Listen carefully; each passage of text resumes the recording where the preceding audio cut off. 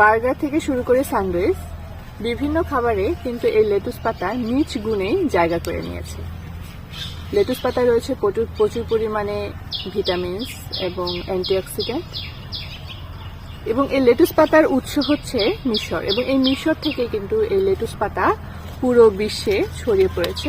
বিভিন্ন কালারের কিন্তু লেটুস পাতা হয়, এই হালকা সবুজ, তারপরে গাঢ় সবুজ, লাল এবং বেগুনি। এই যে আমাদের এখানে এই হালকা সবুজটা আছে এবং এখানে আছে গাঢ় বেগুনি।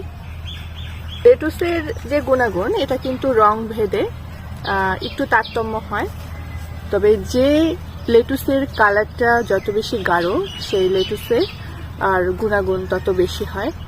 লেটুসে রয়েছে প্রচুর পরিমাণে অ্যান্টিঅক্সিডেন্ট এবং ফাইবার। যাদের কোষ্ঠকাঠিন্য রয়েছে তারা কিন্তু লেটুসটা খেতে পারেন, এতে তারা উপকার পাবেন। এবং লেটুস